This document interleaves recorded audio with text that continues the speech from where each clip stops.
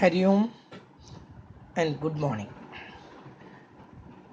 നമ്മൾ കുറച്ച് ദിവസമായി ക്ലാസ് കേട്ടിട്ടില്ലേ? വേറെയും ക്ലാസ്സുകൾ നിൽക്കുന്നുണ്ടല്ലോ, നമുക്കിനി അധികമൊന്നും പറയാനില്ല. നമ്മളിപ്പം ടെസ്റ്റിങ്ങിലാണ്. സെറ്റ് ടെസ്റ്റാണ് നിങ്ങൾ അതിൽ മെയിനായിട്ട് നോക്കേണ്ടത്. അതിൽ ടയറിൻ്റെ ലൈഫിൻ്റെ ഒരു ആവറേജ് ഒരെണ്ണം തന്നിട്ടുണ്ട് ഞാൻ. ആവറേജ് ലൈഫ് ഓഫ് ടയേഴ്സ് എന്ന് പറഞ്ഞിട്ട് അതൊരെണ്ണം ഒന്ന് ഇമ്പോർട്ടൻ്റ് ആയിട്ട് നിങ്ങൾ നോക്കാം. പല ക്വസ്റ്റ്യനിലും ആവർത്തിച്ച് വന്നിട്ടുള്ളതാണ്. അതുപോലെ തന്നെ ഒരു ടൈപ്പിസ്റ്റിൻ്റെ സ്റ്റെനോഗ്രാഫറിനാ മറ്റോ തന്നിരിക്കണമെന്ന് തോന്നുന്നു. സ്റ്റെനോഗ്രാഫറിൻ്റെ ഒരു പ്രോബ്ലം ഉണ്ട്. അതൊന്ന് സ്ട്രെസ് അതിലത്തെ എല്ലാം ഒന്ന് നോക്കണം. അതോടുകൂടി ഇതൊക്കെ ഒന്ന് സ്ട്രെസ്, ഞാൻ ഈ പറയണതൊന്ന് സ്ട്രെസ് ചെയ്ത് നോക്കാം. അതുപോലെ 50 സ്റ്റുഡൻസിന് സ്പെഷ്യൽ ഡയറ്റ് കൊടുത്തു, 50 സ്റ്റുഡൻസിന് നോർമൽ ഡയറ്റ് കൊടുത്തു, അങ്ങനൊരു ചോദ്യമുണ്ട്. അതല്ലെങ്കിൽ പിന്നെ ചോദിക്കുന്നതേ ഏതോ ഒരു കമ്പനിയിൽ എന്താണ് ഒരു തന്നിരിക്കുക, എനിക്ക് അത്ര അങ്ങോട്ട് ഓർമ്മ വരുന്നില്ല പ്രോബ്ലം എന്തായിരുന്നു എന്നുള്ളത്. അവർ ഒരു പബ്ലിസിറ്റി എന്താ പറയുക, ഒരു പബ്ലിസിറ്റി ഒക്കെ കൊടുത്തതിന് ശേഷം വീണ്ടും ഒരു ഹൈപ്പൊക്കെ കൊടുത്തതിന് ഏതെങ്കിലും നടന്മാരെയൊക്കെ കൊടുത്തു, നമ്മൾ അതിനൊരു ഹൈക്കൊക്കെ കൊടുത്തു. അതിന് ശേഷം ആ പ്രോഡക്റ്റിന് വർധനവുണ്ടായോ ഇല്ലേ, അങ്ങനെ ഒരു ചോദ്യം ഉണ്ട് അതിൽ. എന്നിട്ട് അതിലൊരു 25 ഷോപ്പ് അങ്ങോട്ട് സെലക്ട് ചെയ്തു. അപ്പോൾ അവിടെ ഇത്ര കണ്ട് വർധനവുണ്ടായി എന്നുകൊണ്ട് പ്രോബ്ലം ഉണ്ട്, അതൊന്ന് നോക്കണം. പിന്നെ ഞാൻ പറഞ്ഞല്ലോ 50 കുട്ടികളുടെ ഞാൻ പറഞ്ഞതാണ്. അപ്പോൾ അതൊക്കെയാണ് അവിടെ നിങ്ങൾ നോക്കേണ്ടത് കേട്ടല്ലോ. ഏതിലാണ്? ടെസ്റ്റിംഗ് ഓഫ് ഹൈപ്പോത്തീസിസിൽ സെറ്റ് ടെസ്റ്റ് കൊണ്ട് ഒരെണ്ണം ടി ടെസ്റ്റാണ് ഉപയോഗിക്കുക. ആ സ്റ്റെനോഗ്രാഫറിൻ്റെ ടി ടെസ്റ്റാണ്. അതുപോലെ തന്നെ ഈ 50 കുട്ടികളുടെ സെറ്റ് ടെസ്റ്റിൽ തന്നെ നമുക്കതിൽ 2 എണ്ണത്തിൻ്റെ ആവറേജാണ് തന്നിരിക്കുന്നത്. തിരിച്ചറിയണം, അവിടെ ഉപയോഗിക്കുന്ന ഫോർമുല വേറെയാണ്. എന്താണ് standard deviation 1² n1 plus standard deviation 2² n2 എന്നൊക്കെ പറഞ്ഞിട്ട് ഒരു പ്രോബ്ലം ഞാൻ തന്നിട്ടുണ്ട്, അതൊന്ന് നോക്കണം. അത് കഴിഞ്ഞാൽ പിന്നെ നമുക്ക് വരുന്നത് നോൺ പാരാമെട്രിക് ടെസ്റ്റാണ്. What's the difference between parametric test and non-parametric test? In the case of the parametric test, we will be given parameters like arithmetic mean, standard deviation, number, variance, etc. Number തരാ, arithmetic mean തരാ, standard deviation തരാ, variance means standard deviation square. ഇതൊക്കെ തന്നിട്ടുണ്ടെങ്കിൽ അതിനെയൊക്കെ പറയുന്ന പേരാണ് ഈ parameters എന്ന്. That means they are the characteristics of the സാമ്പിളിൻ്റെ ക്യാരക്ടറിസ്റ്റിക്സുകളെയാണ് ഈ പാരാമീറ്റേഴ്സ് എന്ന് പറയുന്നത്. അപ്പം അതൊക്കെ തന്നിട്ടുണ്ട് എങ്കിൽ നമ്മൾ ഇതുവരെ പഠിച്ച സെറ്റ് ടെസ്റ്റും ടി ടെസ്റ്റും ഒക്കെ ഉപയോഗിക്കായിരുന്നു. പക്ഷേ sometimes we won't be given such kind of parameters. We have to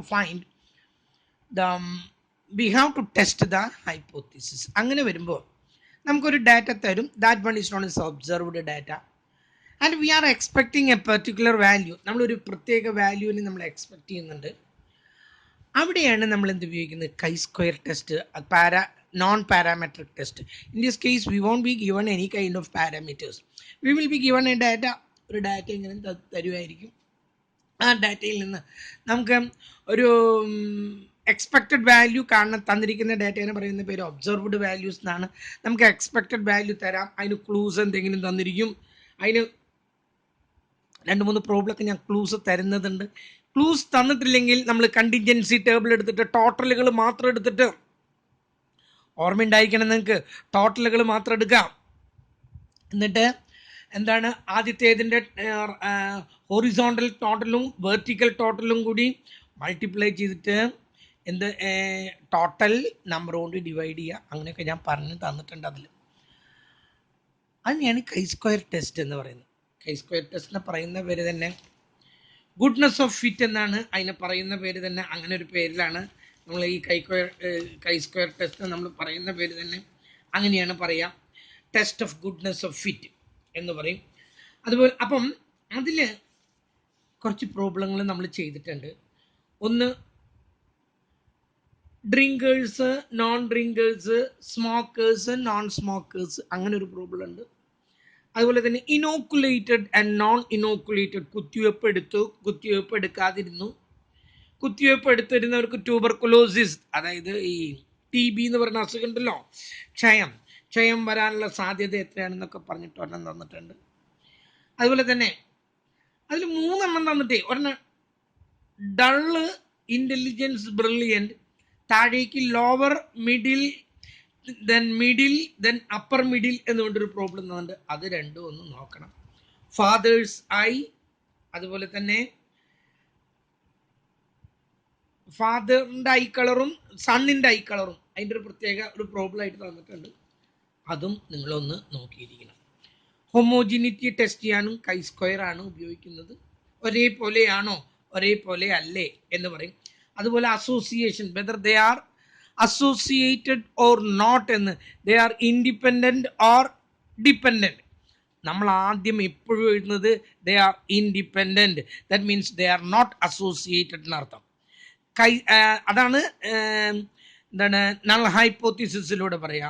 alternative ഹൈപ്പോത്തിസിസിലൂടെ നമ്മൾ പറയുന്നു they are dependent, that means they are associated, there exist some kind of relationship between the two. ഒന്ന് മറ്റൊന്നിനെ സ്വാധീനിക്കുന്നുണ്ട്. അപ്പം ഹോമോജിനിറ്റി ടെസ്റ്റ് ചെയ്യാൻ, association or independence test ചെയ്യാൻ, ഇതിനൊക്കെയാണ് നമ്മൾ എന്ത് ഉപയോഗിക്കുന്നത്, കൈ സ്ക്വയർ ടെസ്റ്റ് ഉപയോഗിക്കുന്നത്. കുറച്ച് പ്രോബ്ലം ഉണ്ട്, അത് ഒട്ടുമുക്ക പേപ്പറിലും കാണാം. ചെറിയതായിട്ടൊരു ഒരു പ്രോബ്ലം കേട്ടില്ല, വലിയ എസ്സേ ടൈപ്പ് ക്വസ്റ്റ്യൻ ഒന്നും ആയിട്ടല്ല വരുന്നത്. ഒരു 6 മാർക്കിൻ്റെയൊക്കെ ഒരു പ്രോബ്ലം ആയിട്ട് വരും. അത് എങ്ങനെ ചെയ്ത് തീർക്കണം എന്നുള്ളത് നിങ്ങളൊന്ന് അറിഞ്ഞിരിക്കണം. പിന്നെ വരുന്നത് ലാസ്റ്റ് വണ്ണാണ് analysis of variance. Analysis what is ANOVA എന്നുള്ളത് മിക്ക ക്വസ്റ്റ്യൻ പേപ്പറിലുണ്ട്. In the ANOVA we study the significance of difference between the mean of 2 or more distribution. 2 അതിലധികമോ ഡിസ്ട്രിബ്യൂഷനുകളുടെ മീനുകളെ നമ്മൾ ടെസ്റ്റ് ചെയ്യാണ് on the basis of variance. വാരിയൻസിൻ്റെ അടിസ്ഥാനത്തിൽ, സ്റ്റാൻഡേർഡ് ഡീവിയേഷൻ്റെ അടിസ്ഥാനത്തിലാണ് നമ്മൾ ഇവയെ ടെസ്റ്റ് ചെയ്യുന്നത്. ഇതിനെയാണ് നമ്മൾ എന്താ പറയുക, അനാലിസിസ് ഓഫ് വാരിയൻസ്. ഇത് എസ്സേ ടൈപ്പ് ക്വസ്റ്റ്യൻ ആണ്. നമ്മളിവിടെ ഉപയോഗിക്കുന്ന ടെസ്റ്റ് അനോവയിൽ എഫ് ടെസ്റ്റ് മാത്രമേ ഉപയോഗിക്കുന്നുള്ളൂ. നിങ്ങൾക്ക് കിട്ടുന്ന ലാസ്റ്റ് കോളം എഫ് ടെസ്റ്റ് ആണ്. What are the different types of ANOVA എന്ന് ചോദിച്ചാൽ, one is one way ANOVA and the second one is two way ANOVA. One way ANOVA and two way ANOVA. One way ANOVയിൽ നമ്മൾ എന്താ പറയുന്നത്, മുകളിൽ നിന്ന് താഴേക്ക് ഇങ്ങനെ കൂട്ടിയിട്ടുള്ളതുണ്ടല്ലോ, ഹൊറിസോണ്ടൽ ആയിട്ടുള്ളത് മാത്രമാണ് നോക്കുന്നത്. വെർട്ടിക്കൽ ആയിട്ടുള്ളത് നമ്മൾ കാണുന്നു പോലുമില്ല. ഹൊറിസോണ്ടൽ ആയിട്ടുള്ളത് മാത്രം എടുത്തുകൊണ്ടാണ്, ദാറ്റ് മീൻസ് കോളം വൈസ് ആയിട്ടുള്ളതിനെയാണ് നമ്മൾ വൺ വേയിൽ എടുക്കുന്നത്. ടു വേയിലാവുമ്പോൾ column wise as well as row wise, column wise ആയിട്ടുള്ളതും കാണണം, റോ വൈസ് ആയിട്ടുള്ളതും കാണണം. അതിനെയാണ് ടു വേ ടേബിൾ എന്ന് പറയാം. നിങ്ങൾക്ക് സാധാരണ ചോദിക്കുന്നത് വൺ വേ ടേബിളാണ്, വൺ വേ അനോവയാണ്. ഒന്നും പ്രത്യേകിച്ച് പറഞ്ഞിട്ടില്ലെങ്കിൽ അത് വൺ വേ അനോവയിലേക്ക് ചെയ്യാം. വൺ വേ അനോവ വളരെ സിമ്പിളാണ്, താഴേക്ക് മാത്രം കൂട്ടിയിട്ട് ചെയ്യുന്നത്. മറ്റേതാണെങ്കിൽ ടു വേ ആണ്, അവിടെ കോളവും വരും അതുപോലെ തന്നെ റോയും വരും. അത് ചെയ്യുന്ന ഓരോ കോളത്തിൻ്റെയും നമ്മൾ അതൊക്കെ ഞാൻ ഓരോന്നും വ്യക്തമാക്കി നിങ്ങളോട് ഞാനത് പറഞ്ഞു തന്നിട്ടുണ്ട്. ആദ്യത്തെ കോളത്തിൻ്റെ പേര് സോഴ്സസ് ഓഫ് വാരിയേഷൻ, അതിൻ്റെ താഴെ ബിറ്റ്വീൻ സാമ്പിൾസ്, അതിൻ്റെ താഴെ വിത്തിൻ സാമ്പിൾസ്, അതിൻ്റെ താഴെ ടോട്ടൽ. അടുത്ത കോളത്തിൻ്റെ പേര് സം ഓഫ് സ്ക്വയേഴ്സ്, അതിൻ്റെ താഴെ SSC, അതിൻ്റെ താഴെ SSE, അതിൻ്റെ താഴെ SST. അടുത്ത കോളത്തിന് ഡിഗ്രി ഓഫ് ഫ്രീഡം എന്ന് പറഞ്ഞിട്ട് പറഞ്ഞു തന്നിട്ടുണ്ട്. ആദ്യത്തെ കോളത്തിൽ നമ്മൾ C-1 column -1 number of column എത്രയുണ്ടോ അതിൽ നിന്ന് 1 കുറയ്ക്കുന്നു. അതാണ് ബിറ്റ്വീൻ സാമ്പിൾസിൻ്റെ ഡിഗ്രി ഓഫ് ഫ്രീഡം. വിത്തിൻ സാമ്പിൾസിൻ്റെ നമ്മൾ പറയുന്നത് n by total number of figures given minus number of columns. എത്ര കോളുണ്ടോ അത് കുറയ്ക്കുന്നതാണ് വിത്തിൻ സാമ്പിളിൻ്റെ നേരെയുള്ള ഡിഗ്രി ഓഫ് ഫ്രീഡം. പിന്നത്തെ കോളത്തിൻ്റെ പേര് മീൻ സ്ക്വയർ എന്നാണ്. അതിൽ ആദ്യത്തെ കോളത്തിൻ്റെ പേര് MSC, അതിൻ്റെ താഴെയുള്ള കോളത്തിൻ്റെ പേര് MSE എന്നാണ്. ലാസ്റ്റ് കോളത്തിൻ്റെ പേരാണ് എഫ് ടെസ്റ്റ്. എഫ് ടെസ്റ്റ് എന്ന് പറഞ്ഞാൽ MSC മൈനസ് MSE. ഇങ്ങനെയൊക്കെയാണെങ്കിലും MSC MSEയും അങ്ങനെയൊന്നല്ല കേട്ടത്. Larger number should be taken as numerator and the lesser figure should be taken as denominator. അങ്ങനെ ഒരു വാല്യൂ കിട്ടുന്നു. അതാണ് നമ്മുടെ കാൽക്കുലേറ്റഡ് വാല്യൂ. എഫ് ടെസ്റ്റിൽ കിട്ടുന്ന വാല്യൂ അതാണ്. അത് കിട്ടിക്കഴിഞ്ഞാൽ നമ്മൾ ഇനി ഡിഗ്രി ഓഫ് ഫ്രീഡം നമ്മൾ നോക്കണം. ഡിഗ്രി ഓഫ് ഫ്രീഡം നോക്കുന്നത് നമ്മൾ എഴുതി വെച്ചിട്ടുണ്ട് n-1 അതാണ് ഒരെണ്ണം. അതുപോലെ n-c അതാണ് രണ്ടാമത്തേത്. n-1 4ആണെങ്കിൽ മുകളിൽ നാലാമത്തേൻ്റെ നേരെ താഴെ നോക്കാം. c-1 ആണ് പറഞ്ഞിട്ട് ഞാൻ c-1 മുകളിൽ നിന്ന് താഴേക്ക് നോക്കാം. n-c ലെഫ്റ്റ് ഹാൻഡ് സൈഡിൽ എക്സ്ട്രീം ലെഫ്റ്റിൽ നോക്കാം. രണ്ടും കൂടി കൂട്ടിമുട്ടുന്നിടത്ത് നിന്ന് നോക്കാം. 5% നോക്കേണ്ടത്. എഫ് ടെസ്റ്റിന് 5%ന്റെ കോളത്തിൽ നിങ്ങളത് നോക്കണം. ആ ഒരു ബുക്ക് കൂടി ലോഗരിതം ബുക്ക് അത് കാണാൻ നോക്കാം. അപ്പൊ ആ ബുക്കില് കറക്റ്റ് ആയിട്ട് നിങ്ങൾ നോക്കി കണ്ടുപിടിക്കാൻ യെസ് ഇതാ ഇതിൽ എഫ് ടെസ്റ്റ് വരുമ്പോഴേ 2 എണ്ണം ഉണ്ട്. അതിൽ നമുക്ക് ഇതാണ് എഫ് ഡിസ്ട്രിബ്യൂഷൻ്റെ കണ്ടല്ലോ. ഇതിൽ 5% ഉണ്ട്, അതുപോലെ 1% ഉണ്ട്. നമുക്ക് 5%ലാണ് നോക്കുന്നുണ്ട്. അതിൽ c-1 മുകളിലേക്ക് നോക്കുന്നു. ഈ സൈഡിൽ നമ്മൾ നോക്കുന്നത് ഏതാണെന്നാ പറഞ്ഞത് n-c ആണ്. 1 വേ ടേബിളിനാണ് ഇമ്പോർട്ടൻറ്റ്. ആ കിട്ടുന്ന വാല്യൂ ആണ് എന്താണ് ടേബിൾ വാല്യൂ. എന്നിട്ട് നോക്കുന്നു if calculated value is less than the table value we accept the null hypothesis. If the calculated value is greater than the table value, we reject the null hypothesis and so we accept the alternative. അപ്പം മാത്രമേ നമ്മൾ alternative hypothesis എടുക്കുന്നുള്ളൂ. അത് എഴുതാൻ നിങ്ങൾക്ക് കഴിയണം കേട്ടല്ലോ. അതിൽ ഒരു പ്രാവശ്യത്തെ ഒരു ക്വസ്റ്റ്യൻ പേപ്പറിൽ എന്താണ് വെറൈറ്റീസും സീഡ്സും തന്നിട്ടുണ്ട്. അതിൽ എണ്ണക്കുറവുകളുണ്ട് കേട്ടോ. കൂട്ടുമ്പോൾ ആ ഒരു പ്രോബ്ലം x1 x2 x3 എഴുതുമ്പോൾ x1 3 ഉണ്ടായിരിക്കുള്ളൂ, x2 5 ഉണ്ടായിരിക്കും, x3 4 ഞാൻ ആ പ്രോബ്ലം വ്യക്തമായിട്ട് നിങ്ങൾക്ക് ചെയ്തുന്നുണ്ട്. ആ ഒരു പ്രോബ്ലം നിങ്ങൾ വ്യക്തമായിട്ട് നോക്കണം. അതുപോലെ തന്നെ അതിൽ കോഡിങ് വെച്ചിട്ട് ഏതെങ്കിലും ഒരു സംഖ്യയുടെ അടുത്തേക്ക് വെച്ചെടുത്താൽ എല്ലാം 100ന്റെ അടുത്താണോ 50ന്റെ അടുത്താണോ എന്ന് നോക്കിയിട്ട് അത് കുറച്ച് ചെയ്താൽ കുറേ കൂടി സിമ്പിളായിട്ട് നിങ്ങൾക്ക് ആ പ്രോബ്ലം ചെയ്യാനായിട്ട് പറ്റും. ഒരു കാര്യം നിങ്ങൾ ശ്രദ്ധിക്കുക, 1 വേ ടേബിളിലാണ് നിങ്ങൾക്ക് കൂടുതൽ സാധ്യത. പക്ഷേ നിങ്ങൾ 2 വേ ടേബിളും അറിഞ്ഞിരിക്കണം. 2 വേ ടേബിളിനാകുമ്പം ഈ ഇത്തരത്തിലുള്ള കോളങ്ങളല്ല, കോളങ്ങൾക്കൊക്കെ ഒരു മാറ്റം വന്നു. ആദ്യത്തെ കോളം സോഴ്സസ് ഓഫ് വേരിയേഷൻ, അതിൽ അതിൻ്റെ താഴെ വരുന്നത് ബിറ്റ്വീൻ കോളംസും ബിറ്റ്വീൻ റോസും, അതിൻ്റെ താഴെ റെസിജ്വൽ ബാലൻസ് എന്നൊരു വാക്ക്, അതാണ് അതിൻ്റെ അർത്ഥം. താഴെ ടോട്ടൽ. അതുപോലെ സം ഓഫ് ദ സ്ക്വയേഴ്സിൽ SSC, SSR, SSE and SSP.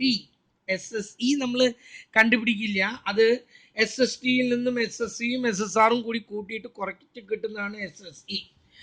അടുത്ത കോളം ഡിഗ്രി ഓഫ് ഫ്രീഡത്തിൽ ആദ്യത്തേതിൻ്റെ നേരെ കോളം -1 c-1, പിന്നത്തേതിന് താഴെ എന്താ എഴുതുന്നത് r-1, റോഡ് എണ്ണം -1. റെസിജ്വലിന് നമ്മൾ എഴുതുന്നത് c-1 ഇൻറ്റു r-1. ഇതാണ് അതിൻ്റെ ഡിഗ്രി ഓഫ് ഫ്രീഡം. അവസാനത്തെ കോളത്തിൻ്റെ പേര് മീൻ സ്ക്വയർ എന്നാണ്. അതിൽ 3 എണ്ണം ഉണ്ട്.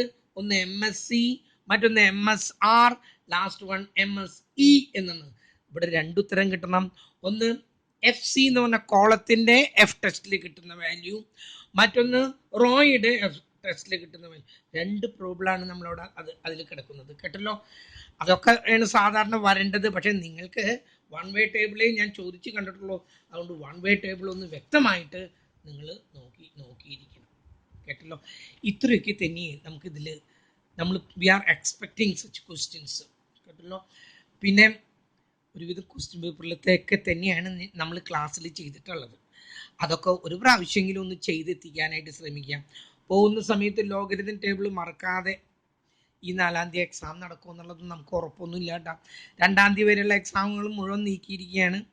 കോഴിക്കോട് വലിയ പ്രശ്നങ്ങളാണ്, യൂണിവേഴ്സിറ്റി അടച്ചിട്ടിരിക്കുകയാണ്.